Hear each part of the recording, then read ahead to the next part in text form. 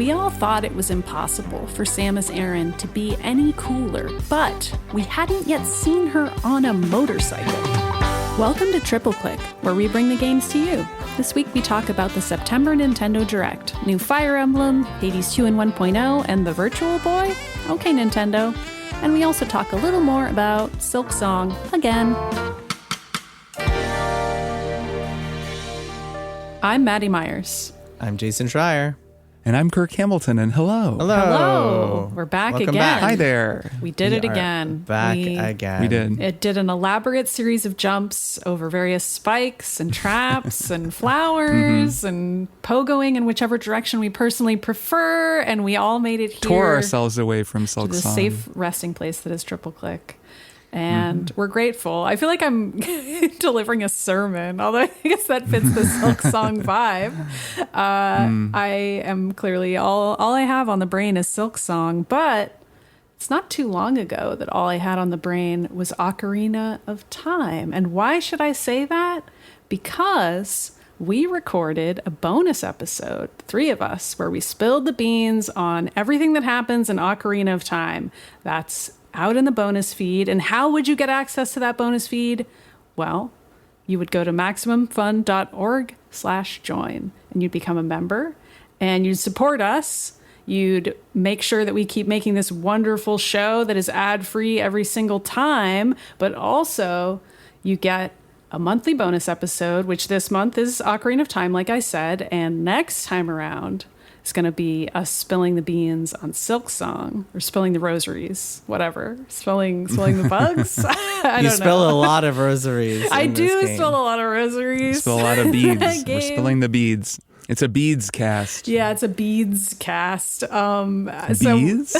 So we will have that in the bonus feed. But once again, MaximumFun.org/join is where you would go in order to become a member. But hey, we're here for a main feed episode today, and we're just going to talk about video games yet again. Jason, lead us through this thorny path to the promised land, to the Citadel, to the gates. So a few things have happened. We got some more Silksong to talk about. We'll put a pin in that until later. We'll call the pin master and we'll put a pin in it until pins. later. No, pins are in the game too. Because first we got to talk about the Nintendo Direct. Last week, Nintendo held a big 60-minute Nintendo Direct, and once again, Silksong did not appear, but a few other things did appear. A whole bunch of news got announced at that one. It feels like they finally laid out their full plans for Switch 2 releases this fall, including the release date for Metroid Prime 4, which comes out in December.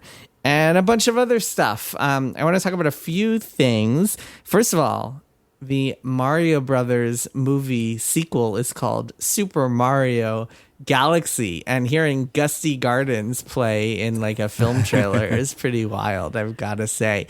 Are you guys excited? Did you guys both see the first one, and are you excited to see Mario Galaxy? I mean, it was fine. It's a kid's movie. It was fine. Yeah, I got to admit, I will watch it. I'm not going to pretend I won't watch Super Mario Galaxy, despite not having children and having no real reason to see this film. But I will watch it, and I will probably have a perfectly adequate time, which is how I felt about the first one. How do we feel about them skipping over all these other Mario games, though? They're just going straight into Galaxy. We're just going ahead. No Doki Doki Panic. I mean, does the canon matter? I don't know. It's Mario. Well, I mean, the last one already did like a lot of Mushroom Kingdom stuff, right? And so like Mario World, Mario 64, you don't want to do Mario Sunshine. That would be a weird title for a game. Mario Galaxy, you're up in the stakes. You're going to space. It's like what Marvel does, right? It's like when they run out of things to do on Earth, they just send the characters to space. You bring in the aliens. I'm excited about it. I actually started playing Galaxy for the first time when that collection came out, the 3D collection for Switch. Cool. And Galaxy is amazing. It's I mean, so my fun. God, it's an incredible game, and also narratively really cool. I mean, it has a narrative that actually feels sort of beautiful. It has this bittersweetness to it. And then a lot of that is actually the music. I was happy to hear the Galaxy music play at the very end of the trailer, just because it sort of put me in that mode. And yeah, I think they could do a lot of cool stuff with that. Introduce a new princess, introduce I don't know, some of those cool and funky, unique mechanics that you see in Galaxy. I think it could be a lot of fun.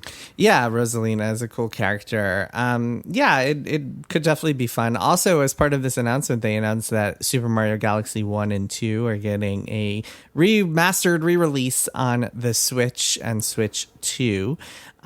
Which is cool because that 3D All-Stars collection that you mentioned, Kirk, is no longer available for sale for some inexplicable reason. And it didn't include Galaxy 2, is that correct? It did not include Galaxy 2, Galaxy so this will be the which I've first never time played. you can play Galaxy 2 on modern platforms. And I've heard is like kind of almost feels like, I don't know, the hardcore DLC for Galaxy 1. Is that an accurate way of describing it? It's not quite as magical, but it has like a lot of ideas and is really kind of wild. I really like it. Yeah, that's a really cool game. Yeah. It has Yoshi. It has a lot of fun. Yes, you're right that it does feel like DLC with a whole bunch of new ideas. It's almost Silksong-esque in that way, the way you just described it. And I haven't played it. I'm really just going off my memory of reading the internet or whatever. So. No, you're right. That is an accurate description from what I remember. That it's kind of like a DLC turned into a big sequel or something like that. I was taken aback when I saw that they are charging $70 for this remaster collection or $40 for each game on its own. I was a little surprised by that one. Yeah, did they? I actually haven't seen this part of the direct. Did they? Are they changing it in more substantive ways than the 3D All Stars version, or is it pretty much just the 3D All Stars version being sold to us again? Just giving it to you again. Well, so that 3D All Stars version, it makes no sense, but for some reason that is no longer available to buy. You can no longer buy Super Mario 3D All Stars, either physically or digitally. It makes sense if you're Nintendo and you want to make money. Well, no, because you're no longer selling something that would make you money. Like, that's been off stores. Like, they released it as a limited edition product for some reason. But again, both physically and digitally. I think this is the only time they've done that digitally. I guess they can re-release Sunshine at some point if they want to. Like, they could now piecemeal re-release the games in that collection. I guess none of it makes any sense. But anyway, $70 for know. Galaxy 1 and 2, which is, man, that's a lot.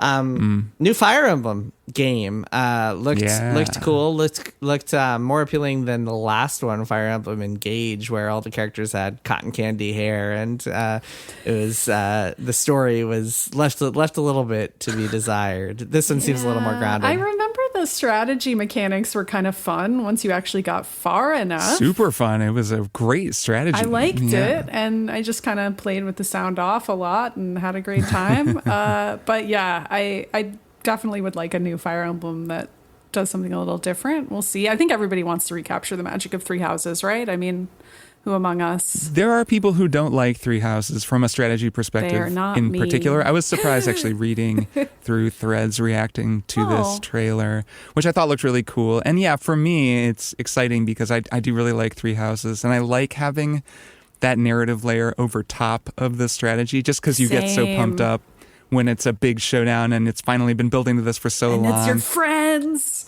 or your enemies. Yeah. Like, exactly. I do like that part of a Fire Emblem game, even though I haven't played every single one. And there are definitely people who have very, I think, well-informed takes about the variety of encounters in particular, and I think that was what Three Houses was seen as lacking. There weren't that many types of battles that you would have to do compared with some other games, and I don't know whether they'll address that or not. But narratively, yeah, like the tone of this trailer was really cool. It looked something like Three Houses. It's kind of a coliseum setup, like there's kind of a very violent games, like Olympic Games going on, which would be a fun backdrop for a game like this. And yeah, I mean, just watching the trailer got me pumped up to play another Fire Emblem. So. Some theories also that it's like a sequel to Three Houses or possibly a prequel. A lot of because what's her name is it the Stinger, the like goddess who she's like a kid in Three Houses, but she also grows up at one point. She's like travels through time or something. So they always make the goddesses look like children. While also being immortal and ageless. Indeed, they do. Metroid Prime 4. Samus has a bike now. What do we think of Samus's motorcycle? They give everyone a motorcycle in these games. You know what? I'm a sucker for this. I think the motorcycle is awesome. I think it looks great. Yeah. I was already going to play this game, but now it has a motorcycle in it. I am excited to ride a motorcycle. I also think those sections look like they could be slightly open worldy. I'm not sure if I'm overthinking the trailer too much here. It's just a trailer, hard to say. But if the game's a little bigger, that would explain why it's taken them so long to make. But I also am naturally hesitant about that because Metroid games being very specific and confined experiences where abilities unlock certain things and it's a coherent, streamlined world, changing that to be slightly open world could break everything. I would have to imagine that if there is an open world element to this game, it'll be like a hub. Yeah. And that, and even something the hub you revisit. will have, yeah. And the hub will have gates, like just sort of similar to the beginning area of Prime, where you go back there a lot. It's just a lot bigger and has kind of more of an open world feel. But I think there are a lot of ways you can do that. Yeah, that feels like it could work. And also, I assume the bike is going to make it easier to travel long distances, so maybe you can just have bigger areas, but there's still... The bike's name is Epona. Yeah, and you can call the bike from anywhere in the world, and she'll come to you. Just play a little song. You play her special song. Metroid Prime 4 first announced at E3 2017. I know, at the end of a Nintendo Direct. That was the same E3 that Breath of the Wild. No, sorry, not Breath of the Mario Odyssey was the main focus on showing off the hat and stuff. Breath of the Wild had just come out. And Breath of the Wild had just come out. It was Nintendo was on fire, and we were thinking, oh great, Metroid Prime. We'll see that in a few years. Yeah, we were thinking, oh man, can't wait for next year. In 2019, they put out this apologetic video where a couple of Nintendo executives said, we're so sorry, this development is restarted. Reportedly, it was in development at Bandai Namco and then switched over to Retro Studios in 2019. And so now it is coming out about 6 years later. So pretty normal AAA game development time if you don't count those first 2 years. So 8 years since it's been announced, 6 years since it's restarted development at Retro Studios. Retro also since then has made the Metroid Prime 1 remaster / remake. And I've given up on there ever being a 2 or 3 remake. I think we're just imagining those games didn't Never happen. say die. It could happen one of these days. Hey, if it happens, I can be pleasantly surprised. Well, I don't think we were imagining them. There were definitely rumors about those being in existence. They weren't just made up. Happened, so I don't know. Maybe the rumors were made up, but we didn't make Could them. be. They weren't your fever dream, Maddy. Also announced Pokemon Minecraft, aka Poketopia, which was a real trip watching a Ditto transform into a person, but keep the same face and then go around and build stuff and create a farm and do all sorts of Minecraft / Animal Crossing. This is like when we saw Mario in New Donk City standing next to normal human beings. That is, yes. Also a trip. There's a plot line in Detective Pikachu about Dittos taking on human form, but it had a horror element in that movie. I thought that was really cool and unnerving. That I don't know that anybody else remembers that. Clearly it was burned into my brain and is what I didn't thought finish about. that movie, but it was pretty fun. We just put it on one night and then we kind of lost steam because we had to do something and then never finished it. But it was pretty fun. It was kind of the beginning of this current era of video game movies just being very true to the game and then being successful as a result. Yeah. They could totally, if they wanted to go all out, they could make it like a Resident Evil or Silent Hill style Pokemon game with the Dittos as people. And they totally shock you. Like you have to figure out who's imposters. That's the thing. I mean, it's basically the thing. Oh my goodness. Yeah. Or pod people. Yeah, you name it. It's creepy. Also announced Virtual Boy support, and they're releasing an actual Virtual Boy headline for all those people out there who thought Nintendo gave up on being weird. Did either of you have a Virtual Boy? No. I had one. So I was on a band trip, I think in high school, and we were just at the mall, getting lunch, and all the other band kids were there, and I passed by, an electronics boutique or one of those gaming stores, and they had just a huge stack of Virtual Boys for sale for nothing. So this is when they were in give up, fire sale, just make back whatever we can. This is a failed experiment mode. Oh my God. And I bought one and got a few games, and I had it for a long time, and I think just gave it away or something. I kind of wish I'd kept it, though. Did it make you sick? Because you like VR, so maybe you were cool with it. It has so little in common, though, with modern VR. I mean, regular VR, modern VR is not super easy on me either. Like I can play it, but it doesn't make me immediately sick. But it's not always super pleasant. But the Virtual Boy was a cursed device. I mean, it was a genuinely awful physical experience. And now you can recreate that experience today.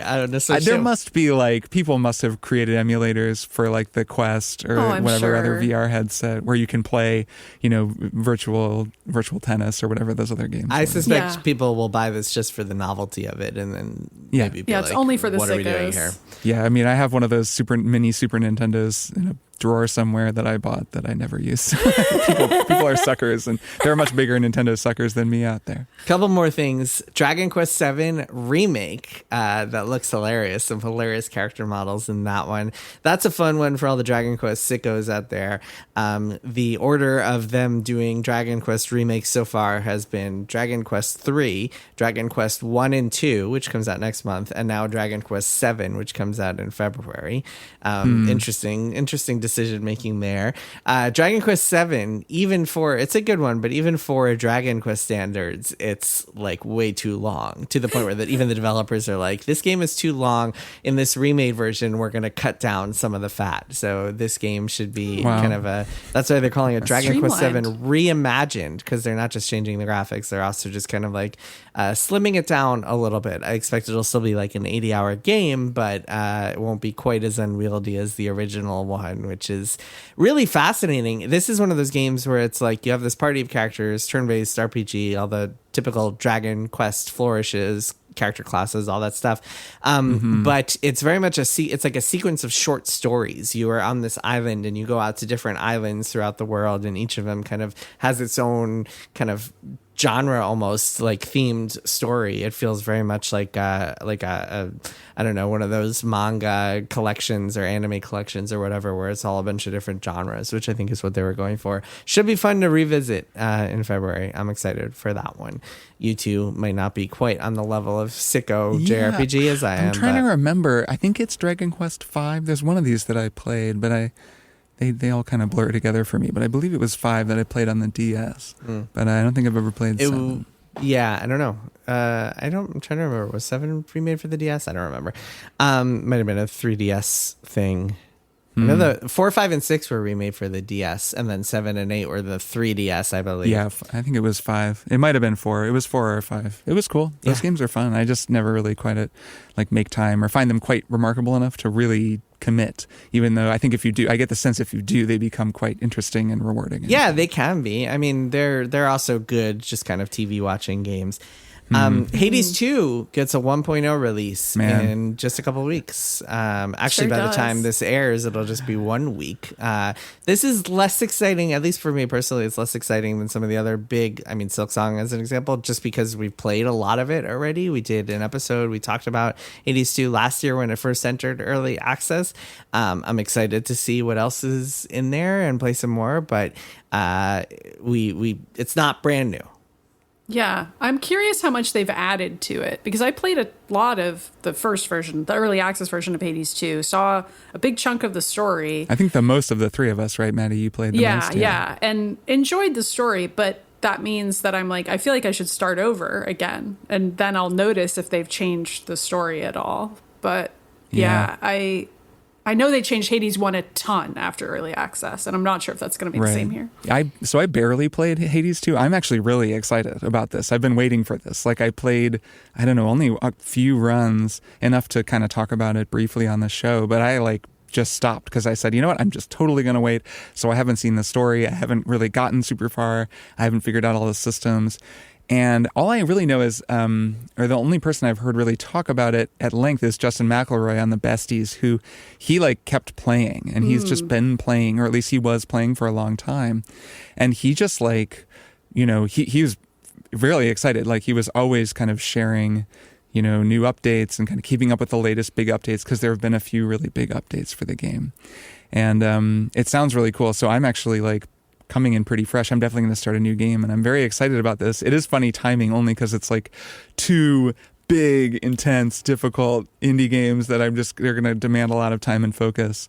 But they're both great games, and they're both sequels to games that I love. So I'm certainly going to play Hades 2. Last announcement that I thought was noteworthy: Danganronpa 2x2. What a weird announcement, right? Super weird. So what was weird, there are a couple of things that were weird about this. One is they announced like just Danganronpa 2. They already released the 3 main Danganronpa games as a compilation that came out on the Switch a couple of years ago in Steam modern platforms. So for them to be like Danganronpa 2, now it's on modern platforms, was very strange. Then they said with some new tweaks and mechanics, and I was like, oh, okay, like what's the point of this? And then they said they're adding an entire new scenario to the game that they have since said is like as big as a normal Danganronpa campaign. And then you think about it again, and Danganronpa 2 times 2 is 4.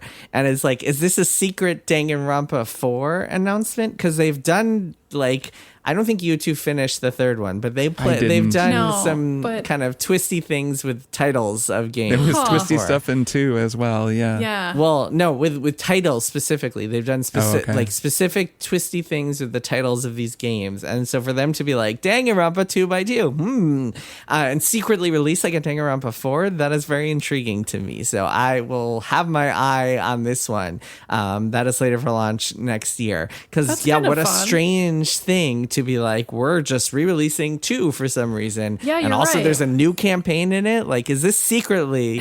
I don't know. There's something really interesting here, I think. I'm kind of with you now. I didn't think of the 2 times 2 of it all. It does feel like it's 4 now. I don't know. Yeah, I mean, the caveat here, of course, is that Kodaka, who is the director of the first 3 games, is no longer with Spike Chunsoft. Right. He's made games with them, but he has his own studio now. He just released, we talked a little bit, it was my One More Thing, 100 Line earlier this year, one of the best games of the year, I think, one of my favorites. Which I've started and is very cool really so far, cool, but I know really it's very long, so I don't know how I'm going to crazy ambitious game. Yeah, man. Yeah. And it's hard to imagine him also having the time to work on a new Danganronpa game, so maybe this is new people doing it. I don't know. I'm excited to see what they do with this thing. And without spoiling anything in Danganronpa 2, given some things about the setup of that game, it seems as though it would be ripe for this kind of thing. What do you mean? Oh, well, I mean, I don't want to spoil it, I guess. So I'm just saying that for anyone who knows what is actually happening in Danganronpa 2. Got it. Yeah. It's hard to really talk about the nature of the series without spoiling the ending of the third game, so I just won't go there. But lots of questions about. Before we talk about some other stuff like Silksong, any other kind of announcements you two wanted to bring up from the Nintendo Direct? No. Nah, looked cool. Okay, cool. Let's talk about Silksong. More motorcycles for everyone. Maybe Hornet should have a motorcycle. Just a DK could get a motorcycle. You haven't finished the game yet, Maddy, I know. so maybe don't one. make assumptions. Maybe she gets one. Let's talk some more about Silksong. The game's now been out for a couple of weeks. I think people have made their way further in, so we can do a little less dancing around spoilers. So I guess I'll warn people here that if you want complete spoiler-free Silksong experience, you should skip ahead to One More Thing. Don't listen to this segment, because I think we'll get into a little bit more about the game, maybe talk a little bit more about our experiences with it. And since we told people to skip ahead, I'm actually going to give them a timestamp to skip ahead to. So here's a timestamp for One More Thing. If you don't want to hear any of this, the timestamp is 46 minutes and 34 seconds. That's 46:34. All of us have gotten at least past Act 1. Maddy just finished Act 1. Kirk is in the thick of Act 2 and actually beat Act 2 at some point, but isn't yet on Act 3. And I have finished the game. Congrats. Very recently. I've completed the game. And let's get into a little bit. I know I, for one, was like surprised by the structure of the game and how it just kind of transforms when you finish Act 1. And essentially, it's just a second game in there. But let's get into it. I mean, do you guys have your thoughts on the game kind of evolved or changed at all since we last talked about it last week? A little bit. I mean, it definitely gets more difficult. It was very early in the game still when we last talked about it, and it doesn't mean that I don't agree with my past self about how patient you have to be to kind of withstand some of the things that this game throws at you, and how many times you might have to watch a boss's patterns, for example, before you can defeat it. But by this point, I have faced a lot of challenges that aren't even bosses and are just regular enemies, or, platforming gauntlets that have been things that I've found very challenging. And it doesn't mean I'm not enjoying it, but I feel like I definitely saw a lot more stuff in the second half of Act 1 that I was like, wow, there's a lot here. This is Right. testing the limits of my 39-year-old reflexes and making me appreciate every last brain cell that I still have alive. You know what I mean? This is like from Greymore onward, kind of. Pretty like Blasted much, yeah, Steps yeah. And the woods. Yeah, I mean, if you choose to do Sinner's Road, I did Blasted Steps and then circled back to that, which I'm glad I did, because Sinner's Road is very hard, I would say. I don't love the poison swamps there. But Blasted Steps is tough. Although by the time I beat the boss there, I had done that run back so many times. I was like doing it in my sleep. Like the boss run backs I got so good at. I know we kind of like hinted at some of those run backs getting really long. But I just kind of enter a meditative state at a certain point where I'm like, jump. You know, I'm not even human anymore. I am Hornet. I'm embodying this transcended. Silksong. Yeah, that's me at my best. But me at my worst is when I enter a room that I don't know is a kill room and I don't know how many waves there are, and then I get angry and then I take a break from the game because I'm mad. How are you feeling, Kirk? The door's shut and you're just like, oh my God. Yeah, you never know. You never know when that's going to happen. Ugh. Sometimes I don't love those. Sometimes you can walk kind of into tell. a room and it kind of looks like an arena. Yeah, and I feel like usually you can kind of tell the boss rooms, or so far I feel that way, but there have definitely been some rooms where I'm like, oh, I was going to spend these rosaries on something else. I didn't realize what was happening here, and now they are maybe gone, and I might need to just move on with my life. Yeah, I mean, I think that like the complaints about losing rosaries are fine. super overblown because there's so many, and the game. Well, and the game gives you ways to recover them. True. If you find, there's a certain the little silk things that you can eat. What are they called? Yeah, if you find a certain spider hidden in Sinner's Road, she'll make you these cocoons that you can get, and then they bring your cocoon to you so you can get them if you're like really stuck somewhere. And those are limited, but still, I mean, you can keep going back and getting more and more of them. And also, rosaries are not, I mean, I don't know, maybe at the beginning of the game, they seem like they're super rare, but it's really not that bad. And in fact, part of one of the kind of the silver lining of these long boss run backs is that you can pick up a bunch of rosaries on the way if you just stop and patiently kill the dudes. Well, shards aren't. If you're using shards, tools on a boss, then you can. Well, but my point is more just that like the rosary economy. I don't think it's that big a deal. I also don't think that you need to be buying every single item that you get. Like I completed the game without buying a lot of the tools, or finding them all that necessary. So I think if you get to a shop and you see a bunch of things and you're like, oh my God, I lost those 200 rosaries. I could have used those on this tool and now I can't. It's not the end of the world. And then especially in Act 2, you wind up getting a whole bunch of rosaries that you can then just like go back and shop for them. All that said, I do feel like yes, Act 2 rosaries are more plentiful. I agree. Like I was surprised by that. All that said, yes, those arenas, there's nothing worse than that like sinking feeling of like, oh my God, I have 3 health left and the door's just shut and now I'm just totally screwed because a bunch of dudes are going to come out and who knows how hard they're going to be. I don't know who's coming out or what. But on the flip side of that, there's also something super awesome and elevating and cathartic if you manage to take them out even under those circumstances. It's true. Yeah, on the rosaries thing, I definitely don't lose rosaries. I mean, I just don't. The rosary system almost started to feel totally irrelevant to me. I guess I play a little bit differently maybe in that I'll just go farm rosaries. I've bought every single item because I like having all the toys. Aww. And it's just fun to play with them. I use the same 2 tools, the like triple daggers and the star trap that I talked about last week. I mean, I use those 90% of the time, but I like having everything. I like to buy everything. But it's really easy to get rosaries if you're the halfway home in Greymoor, there's these 3 pilgrims right to the right of the bench there. You can just run over there and like kill them in 1 second, and you pick up like 25 rosaries and then just go rest. And like if you like farming, which I actually do in games like this, I find it kind of calming to just go farm some.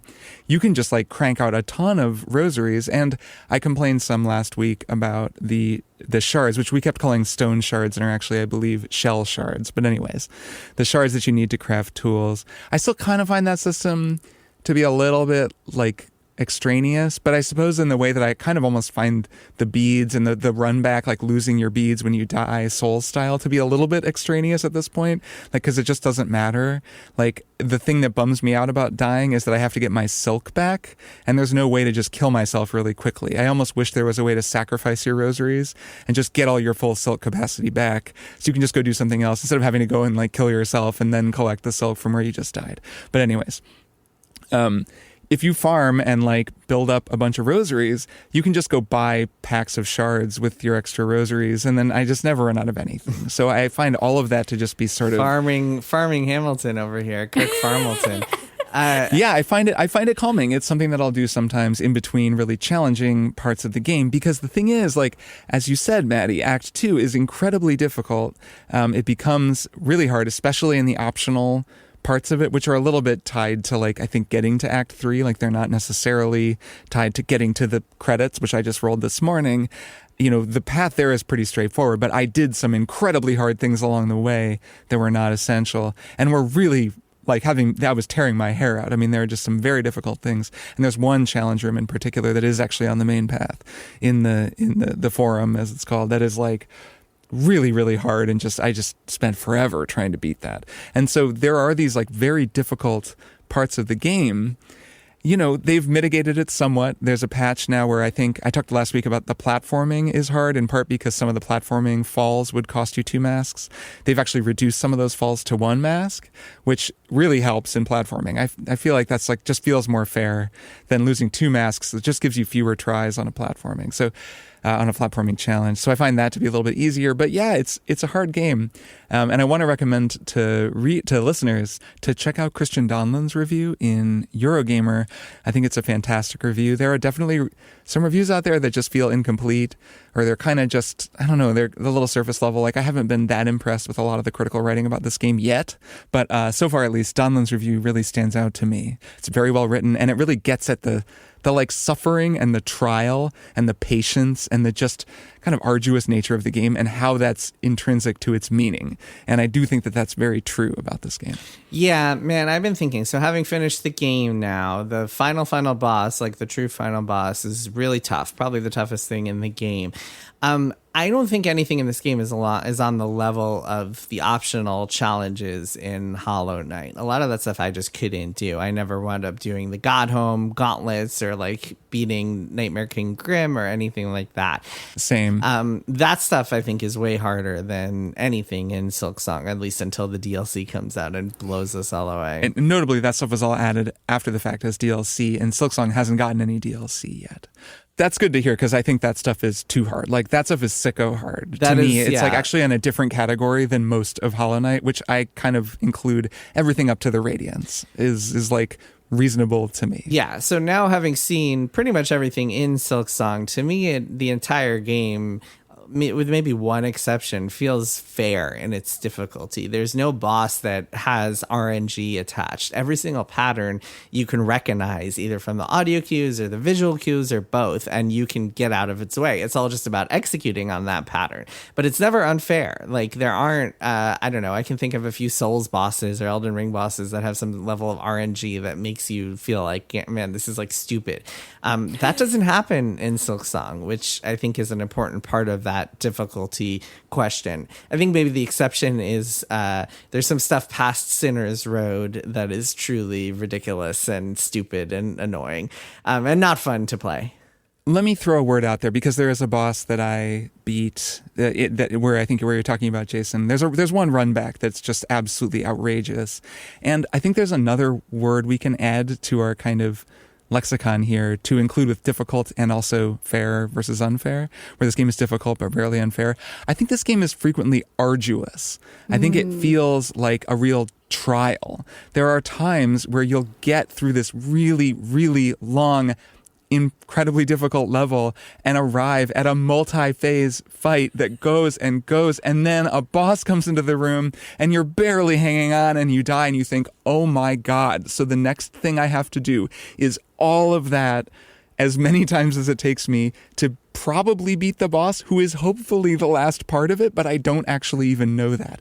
And like, it doesn't feel unfair. It does feel difficult, but I think that arduousness, the feeling of like weight that you have to carry, is such a big part of this game. And then carrying the weight is like part of the experience of playing it. It's like you suffer at times and they want you to, and you feel that from the game. And it's a really interesting and not unique to this game, but a very distinct thing that this game is doing. Yeah, it's also very useful as a progress marker, because what seemed arduous 5 tries ago is suddenly just like you're zipping through it and getting to the next thing.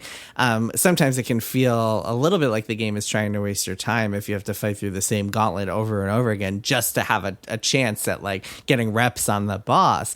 But I also think it can be really, it can be helpful in other ways. It can be soothing and meditative, like Maddy mentioned with the runbacks, and it can also be just kind of like a measure of your success, almost like, I don't know, like having a child's kind of growth chart and being like, man, look how tall I was. I may not seem that tall now, but look at me now compared to 5 years ago. That's kind of what these stages of these boss fights can feel like. Yeah, and waste your time is like a very particular phrase that I would really try to, take to mean exactly what it means, which I think the only way this game would waste my time is if I felt like the time it was asking of me was just kind of arbitrary. It was saying, you're going to have to do this just because we couldn't be bothered to design a bench halfway through this run back. And it never feels that way to me. It's on purpose. They are making me spend my time. And, sometimes I resent them for it, or I feel mad in the moment, not in a way that makes me want to stop, in a way that's actually part of the whole experience, is looking and being like, fuck you, like at the game. But like, you just rage sometimes at the game, and that's part of it. And you talk to your friends and you complain, and then you push through it and you eventually win, and it's like that's all part of the experience. So yeah, I certainly don't think that this game wastes my time, at least. Yeah, I guess I agree. I also think you alluded to something that is important, which is just the religious theming of the game, and the idea that suffering is part of what all of these characters undergo, and that in Hornet's perception, some of that suffering is meaningless, and she's very kind to them about it. This is the thing about the game I really like, is the way Hornet talks to people. Like, she doesn't have this like atheist YouTuber sensibility where she could be like talking down to people about their thoughts. Instead, she'll often just be like, well, it doesn't make a lot of sense to me, but okay. And like that, combined with her coming across design choices on the part of this theocracy in the world of the game that feel cruel, not because like the game designers themselves are cruel, but because they created a cruel world that she has to navigate. And that is something that I really try to take with me when I'm experiencing something frustrating in the game, or something that's frustrating me, I guess I should say, is that I'm like, well, is this fitting with the world? And I have yet to find an example where it isn't the case, that it's fitting with the world, that like it would be a cruel world that she's navigating. A cruel and a broken world. Yeah. I think the brokenness of it is part of it. Like, the things don't work, and so they don't work how they're supposed to. Yeah, totally. Also a big part of Hollow Knight, of course. There's one more thing I wanted to talk about, which is that this game is opaque in many ways. The story is opaque, just like Hollow Knight's was. A lot of context you could just kind of have to figure out through item descriptions and reading between the lines of what characters are saying, or just kind of figuring out the metaphor. But that is also true of some of the quests. And unlike Hollow Knight, this game actually spells out quests for you. But just like Hollow Knight, there is kind of a fake out ending and then a true ending. And in this case, it's even more pronounced. So what happens in this game, and here I'm going to kind of do some broad structural spoilers, but these are spoilers that I think everybody should know, or at least will be able to figure out pretty easily, because you kind of have to know if you want to see the entire thing. So what happens is you finish Act 2 and you beat a boss, and then credits roll, and you get what is basically an unsatisfying ending. And it's very clear. Similar to Hollow Knight, right? It's very clear that there's more to similar. The story here. Yes, very similar to Hollow Knight. It's very clear there's more to the story. But the game doesn't actually signal to you in any way how you are supposed to unlock the third and final act that concludes the story and gets you on the path of the true ending. And the answer, I recommend finding kind of like a spoiler-free guide online somewhere, because it's pretty opaque and vague and not something that most people will be able to figure out on their own. Do you think that we could find one and link it in the show notes for people? Like if you could vet one and give it to people? I posted my own version in the Discord that we can Okay, we'll link to that then in the show Great. notes. But basically, you have to be just doing a lot of the side stuff, and then you also have to be like collecting enough fleas that you reach a certain point, and then you get one specific one that you happen to find somewhere, and then that'll activate a trigger, and then eventually that'll get you to the wish that starts the process of unlocking the third act. And it's kind of... there's nothing in the game suggesting that this needs to happen for you to see the true ending. It's just kind of expecting you to go and do everything. But you can get really frustrated because you can feel like you've done everything, but then there's nothing signaling you to find this one hidden flea who will then start the process of activating the ending. And that, I think, is actually a frustrating part of the game, especially because some of the quests are just kind of busy work. There's one, I don't remember if we mentioned this last time, but there's one that's just like finding bells. And this is the one part of the game that is randomly generated, and the bells are just randomly generated in the tunnels. It's a very strange choice. It's so bizarre that it's like the one big whiff. I mean, it doesn't take long to do it, but it is easy, but noticeable. Well, I didn't realize when I was first doing it, I didn't realize that they were going to be randomly generated, and so I was just kind of frustrated, like trying to figure out. I guess you're meant to just find them as you navigate the tunnels, like anyway. A lot of those quests, by the way, are meant to be done as you're doing other stuff anyway, and a lot of them are very cleverly designed because a lot of them breadcrumb you to other massive hidden areas. Like Maddy, you mentioned Sinner's Road. A lot of people will go through the game not knowing that exists until you go back to Bellheart and you find a quest that will take you to find someone that gets you right to the entrance of Sinner's Road and shows you its existence. So there's a lot of stuff like that in the game. A lot of the quests are good in that way.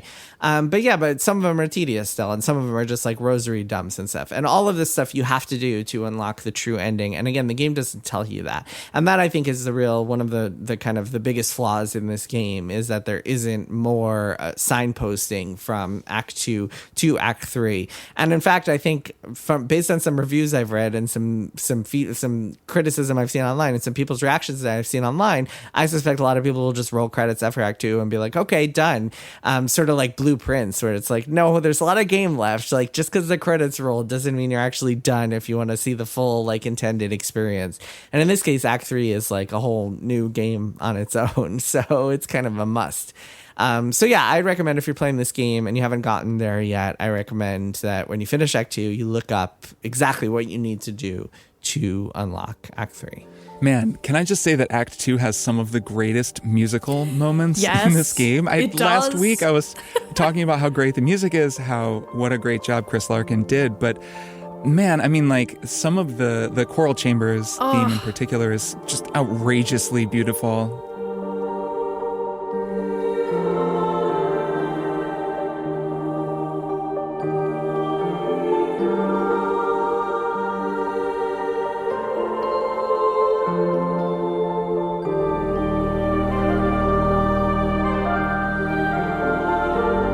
Double reeds, man. Oboe and English horn, secret weapon.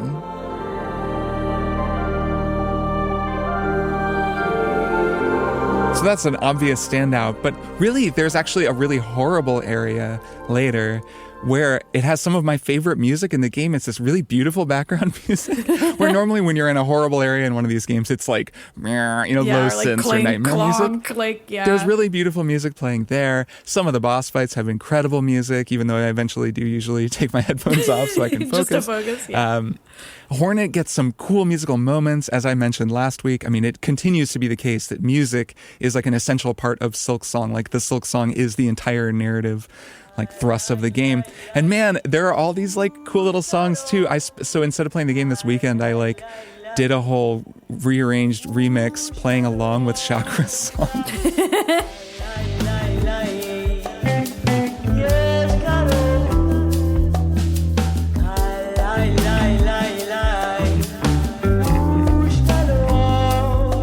And now I kind of almost want to do that for all the other NPCs. Like Sherma has the little song that they sing, and I think that would be really fun. So I've like gone down a very deep rabbit hole on the music of this game.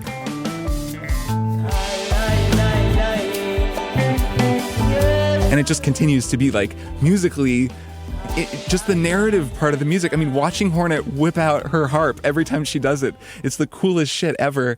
And I'm certain there's going to be even more of that. You mean her needle-in, Kirk? Yes, her needle-in, apparently a very large mandolin. Needle-in, what a good name. All right. So yeah, we'll be getting more into Silksong in our Beanscast in a couple weeks. Beadscast. So make sure you sign up for Maximum Fun so you can listen to that in a few weeks, and we'll be spilling the whole thing, getting deep into our favorite stuff. We're spilling all the beads. I can't wait. I can't wait to do all this extra stuff. I'm really in a very fun part of the game. Yeah, that'll be fun. Yeah, I'm excited to talk about like our favorite discoveries and stuff like that. That'll be cool. Yeah. All right, let's take a break and we'll be back with one more thing. You guys want to try and do this promo with British accents? Yeah, of course. Let's do it. Okay, Iffy, you go. Oi, bro. This is TV Chef Fantasy League. Fantasy League. Okay, Sierra. We take cooking competition shows and treat them like fantasy sports. Like a newscaster. Yeah, Very fancy. posh. Right now, we're doing the Great British Bake Off, or the Great British Baking Show if you're listening from the US. Ooh, that was really soothing. You chose like a prim and proper Thank you. Downton Abbey. Thank you. Okay, Iffy, I think you have the best accent. You want to take us home? Subscribe to TV Chef Fantasy League on MaximumFun.org and wherever you get your podcasts. Better than my Boston one.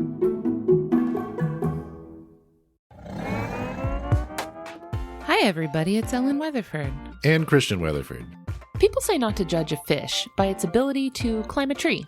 But we can judge a snake by its ability to fly, or a spider by its ability to dive. Or a dung beetle by its ability to navigate with the starlight of the Milky Way galaxy. On Just the Zoo of Us, we rate our favorite animals out of 10 in the categories of physical effectiveness, behavioral ingenuity, and of course, aesthetics. Guest experts like biologists, ecologists, musicians, comedians, and more join us to share their unique insights into the animal kingdom. Listen with the whole family on MaximumFun.org or wherever you get your podcasts.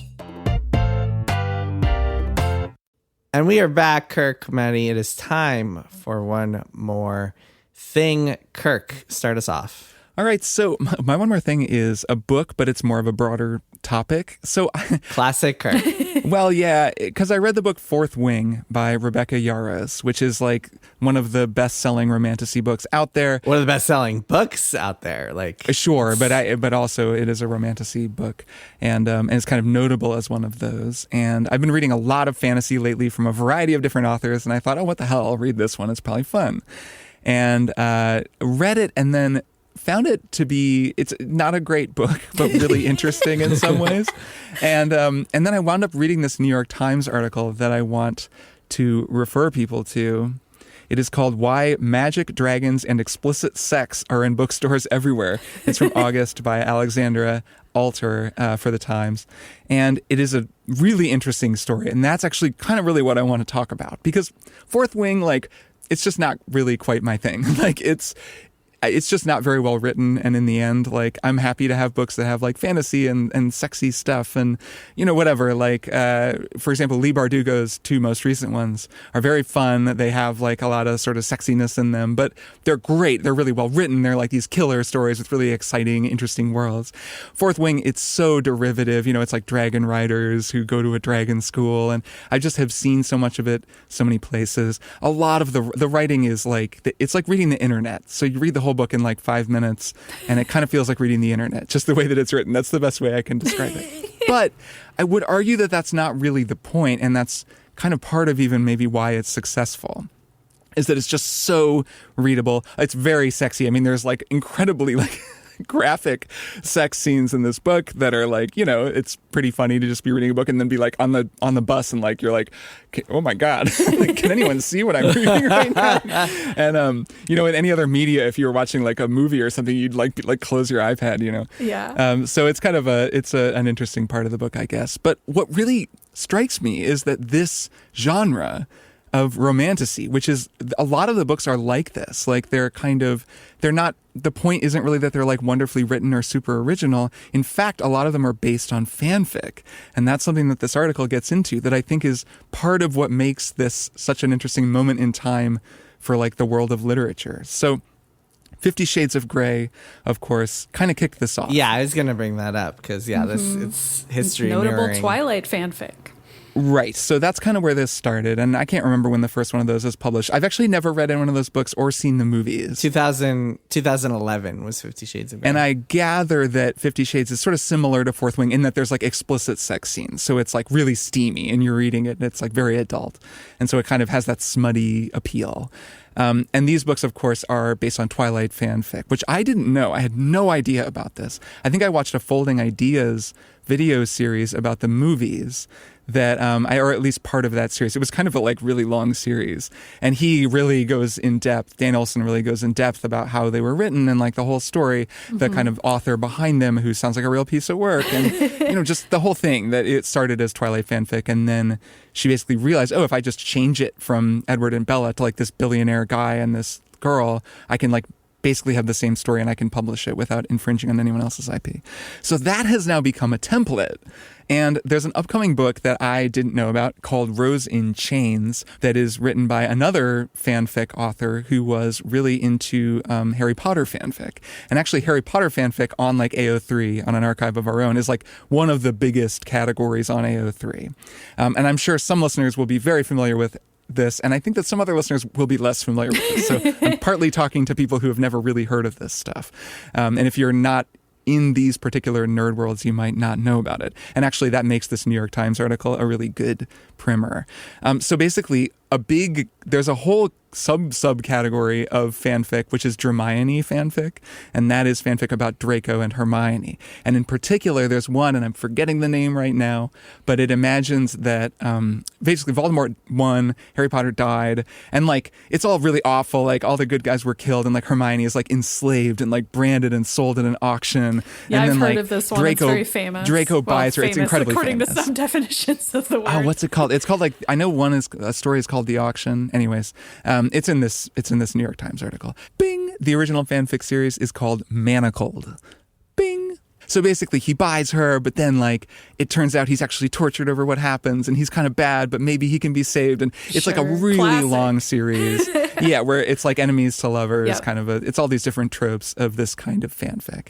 And so this author has then taken it and turned it into Rose in Chains, which is like the same idea, but it's not Hermione and Draco Malfoy. It's like different magic system, etc. And I think there's another one that this is happening with as well. And I'm struck by a few things about this. First, I think it's just so interesting that the world of literature is being completely dominated. The statistics from this Times article are that last year Romantasy sales topped more than 32 million copies in print alone, a 47% jump over the previous year.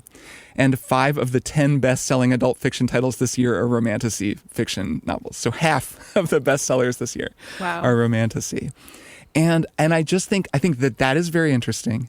I think it's notable that so many of the authors of these Romantasy books are either currently Christian or were raised in conservative Christian or Mormon like upbringings. And I mean, I've talked a lot about Brandon Sanderson on this show, who is notably Mormon, and his books are also notably sexless, which is a real contrast with all of these Romantasy books. And I'm sure this is something that people who know more about this kind of thing than I do have talked about, but there's just something there that a lot of these authors come from conservative backgrounds.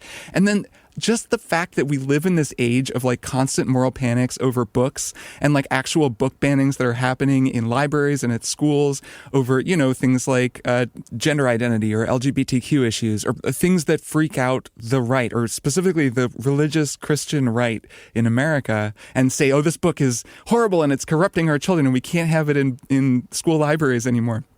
While at the same time, a whole bunch of like conservative Christian women, or at least formerly conservative Christian women, are writing explicit porn and it's like topping the bestseller list. There's something there. Like there's some kind of really big, hard to fully understand like statement about where our culture is at that I just think is so interesting, and I had no real idea about until I read Fourth Wing and then read this New York Times article and started thinking about it. Well, so the part of the story you haven't mentioned is the effect of TikTok. A lot of this has come because of what's called book talk, which has become like one of the biggest drivers of book sales in the last, 2-3 years, to the point where if you go to Barnes & Noble, you'll see sometimes like a big stack of books that is like popular on Book Talk. Yeah, Book Talk recommends. And a lot of this is coming from that, where just like a lot of people, mostly women, are reading these books and talking about them and advertising them to other people. And it just kind of like took off from there. I haven't actually seen any of the TikToks or anything, but like a lot of these sales are coming from TikTok. People in the book publishing world, of which I know just a tiny bit, but like from what I've heard and seen, are kind of looking at this eyes askew and being like, oh, interesting, but also really happy because it's encouraging more people to read, which is an important part of this, which is like, so a lot of young people might be getting into smut, but at least they're reading books, and that is always good. Yeah, that's like what people used to say about Harry Potter. I have such mixed feelings about that. Like I read Twilight, I've read them all, I read 50 Shades, I've seen the movie, but it's tough for me personally, having also read many incredible feminist explications of these books and the themes therein, for these to be the books that are becoming such a cultural zeitgeist. And I think it really does say something about like societally where we are in terms of like what are the acceptable sexy books, and they're ones where women are in bondage and it turns out they kind of like it. I'm not kink shaming in any way by saying this. I'm just noting the trend, and I think there's something interesting about that. And it's not always, I don't always feel great about that being the only thing that is dominating all of these Romantasy books. You know what I mean? Yeah, so a couple of thoughts on each of those things in order. One, yeah, book talk is an interesting part of this. I think it's partly a marketing vector. Like the cultural part of this goes beyond that, or at least to me, like the book talk part of it is like how these books are spreading and why I think a lot of people who aren't necessarily big readers are reading them. Though there is a long history of, genre smut aimed at women that kind of flies under the radar that other people don't talk about, that sort of predates TikTok. But TikTok is a real acceleration engine, and that's certainly part of why they're so successful. But there's so much else there too. Like it's like book talk is like an interesting aspect of it though, for sure. And yeah, to the subject matter, I will say that Fourth Wing is not about that. That's good. It is definitely like it's clearly actually very explicitly at times written to not embrace toxic tropes in a way that feels incredibly clumsy, like the narrator. Yeah, that also can be cringeworthy too, yeah. Oh, I mean, you will cringe out of your skin reading this book. The narrator is so unbelievably horny, but also empowered and also vulnerable, and she loves a man who is like a bad guy, but actually he is actually a good guy, and he is not toxic, and he's not abusive. But then the nice guy like turns out to be toxic, and like she like establishes boundaries, and they talk a lot about different things, and it's all so very heavy-handed. But it's not a bad thing. There's a lot of enthusiastic consent, and it's a hetero relationship, but there's also also a lot of queer characters in the book, and they're just depicted as regular characters like anyone else, which is nice. And I should say that when it stops being about the romance, it becomes a lot more fun, or at least I was enjoying the parts of the book that are just about dragons and fighting. Like it can be pretty exciting at times. It's mostly the romance stuff that's just so over the top that I couldn't really deal with it sometimes. Like it just made me laugh. But it's very much like, it feels like the next generation of these books, which are kind of people who have probably been on Book Talk a lot and seen a lot of the sort of call out videos and posts and critiques. Right, and have seen the like backlash to the 50 Shades era. Right, and been like, I'm going to write something that is immune to all of that can just sell 1 billion copies and be really fun and breezy and have a lot of sex and like make money. Or at least that's my most cynical read. Yeah. Fascinating. I guess I shouldn't throw stones at Fourth Wing when my vantage point for this is like 50 Shades, where I'm like, God, this is not for me. But right, yeah. I think this is kind of the next generation, and it's not to say that Fourth Wing is unimpeachable by any stretch. I haven't like read any feminist critique of Fourth Wing, but it does seem to have been written explicitly with that in mind, go beyond those.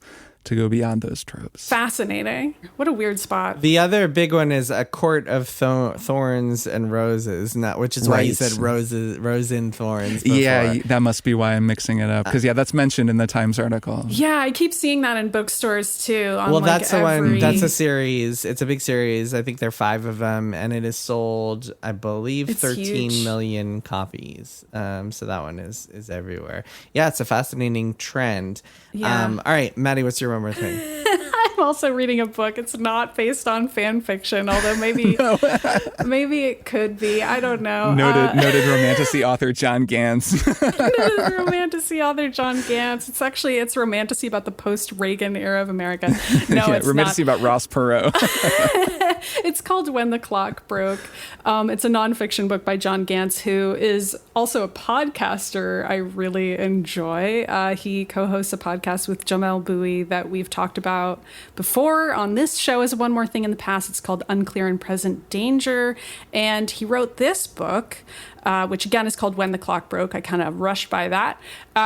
It's about the 90s and the post-Reagan political era in America, but it is really... I feel like there are a lot of books right now and in the past few years that are trying to explain Trump, and they can be really exhausting. And this book, I think, does that, but doesn't set out to do that in a way that's really annoying, where like every other chapter in the book is like, and this is how we got here. It's like a true history that focuses on the 90s and talks about right-wing political figures who were populist and how that worked. Like we're talking Ross Perot, Pat Buchanan, some of the early neo-Nazi guys of that era who ran. And it's just really fascinating. I was a literal child during this time period. So was John Ganz, hilariously enough. So obviously he had to do his research to write this one. We're the same age or thereabouts.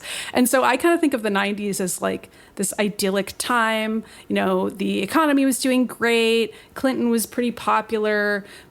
Those were kind of like the extent of my political leanings as a child, is like not really knowing a lot beyond those things. So reading this book and hearing about what the right wing and far right, and especially the Christian right, and the rise of those just different seeds of domination and political discourse is really, really fascinating to me, because it's just a world I didn't know much about due to being a kid then.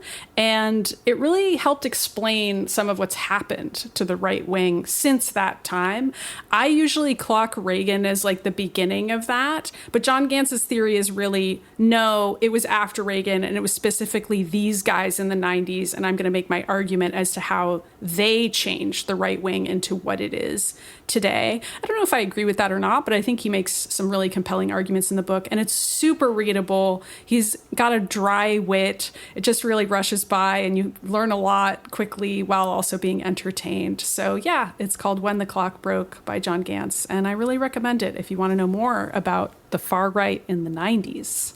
In America. Man, I'm so into Ganz lately. He's really kind of one of my favorite political thinkers. Yeah. I read he has a Substack newsletter, Unpopular Front. Yeah, I love it too. Really good. He just writes really brilliantly. He turns up on so many podcasts that I listen to and just always has a lot of interesting stuff to say. And yeah, I listened to that Slow Burn podcast series about David Duke that came out several years ago. He's a figure in the book for sure. Because Duke and Buchanan are kind of like two sides of that kind of like racial animus, coin that flipped in the early 90s. And then Perot and Elon Musk. Yeah, I really want to read this book. It's like been on my list forever. So this may inspire me to finally do it.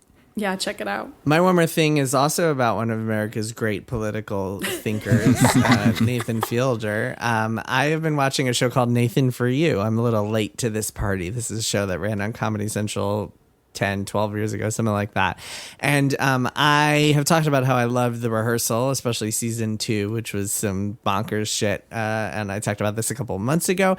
And I was home alone. My wife wasn't there. And so I was like flipping through the TV, wanted to put something on while I was like playing some games on my Steam Deck, and landed on Nathan for You. I was like, I've always been meaning to check this out. Man, I have not laughed so hard in a while, probably since The Rehearsal, as watching some of these episodes. My goodness. Have you two watched this show? I haven't actually. Okay, I meant to circle Kirk, you've back. watched a lot of it. So, like, everything we liked in The Rehearsal that is enjoyable in The Rehearsal, you can see the prototypes of that in this. It is amazing. It is like taking the prank show, hidden camera, to a whole new level. And so the concept is he goes around America and, as he says in his intro, he graduated from one of Canada's top business schools with good grades, which is a great joke because then it shows his grades and it's like A-, B, C+. It's amazing. Really good grades, he says. And then he goes around and helps people fix their struggling businesses and somehow gets them to agree to be on camera on this ridiculous show. I guess he pitches it to them as if it's like Gordon Ramsay, like fixing restaurants or something like that. Exactly. And it is truly insane and amazing. And just to give you an example of this, I'll share one of the episodes that I was truly like losing my mind at, which is called Gas Station. And he goes to this gas station that is struggling. It's hard for gas stations to survive these days. And he says, here's what we're going to do. We are going to say $1 a gallon on your gas prices. And the guy's like, what are you talking about? Like, I'm going to lose all my money. Like, how could that be? And he's going to be like, we can say that legally if we also say with rebate, like an asterisk that says with rebate. And the guy is like, okay, but then people will just get their money back from me. And Nathan is like, no, we will make this the hardest rebate to possibly get. And so he stages this thing where like people, in order to get this rebate, will have to hike up a nearby mountain and then go through this trivia competition, and it gets out of control. It winds up being like these 3 people remaining who are like actually going through his gauntlet of trivia and like spend a camping trip on the mountain. And then one of them one of the 3 people turns out to be like a bonkers person, and you think? Man, it gets out of control. It gets into like let's just say it gets into conversations about drinking children's pee, and I'll just leave it at that. Truly iconic television, but every episode is just full of winners winning ideas. I think a lot of people know this show from the whole dumb Starbucks shtick, and that became a whole big news story that I think was like the viral moment of that show. But every episode I've seen so far is just golden. His ideas are, man, this show is incredible. So yeah, I'll be watching the rest of it. I've watched like the first season or so far. And if you like The Rehearsal, but you never watched Nathan for You, I highly recommend going back and doing that. It's also on HBO Max. Have you guys watched Detroiters yet? Yes. Have either of you watched Yes. it? Okay, No, good job. I Okay, need good. We've talked to. about this. Maddie, you haven't. I I've been need watching to. it again because we renewed our Netflix subscription, and it's kind of a similar feeling where it's like feels like going back to the prototype for I Think You Should Leave. Right, for I Think You Should Leave. Yeah. You're right. Yes. But of course, different types of humor, and that's all scripted. This is reality. Oh, yeah. I mean, yeah. Just kind of like, oh, yeah. Anyone who likes this one thing should definitely watch this other thing because it's very similarly great. If you watch The Rehearsal, and I mean, for many reasons you should watch this, but especially if you watch The Rehearsal and you thought, has he found these people and gotten them to say these things on camera?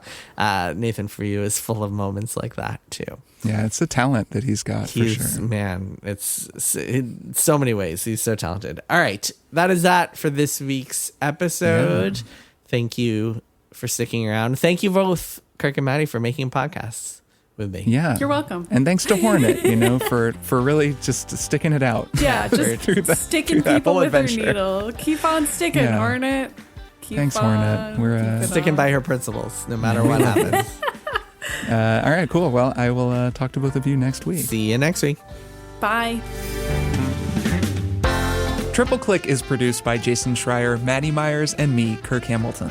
I edit and mix the show and also wrote our theme music. Our show art is by Tom DJ.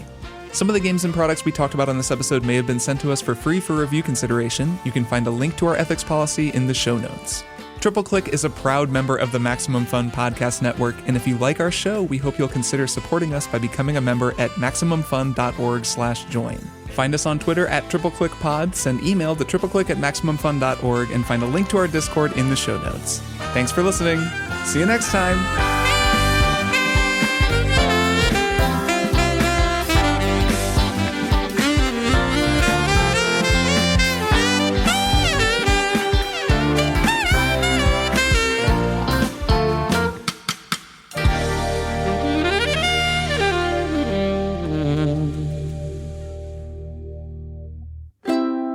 Maximum Fun, a worker-owned network of artist-owned shows. Supported directly by you.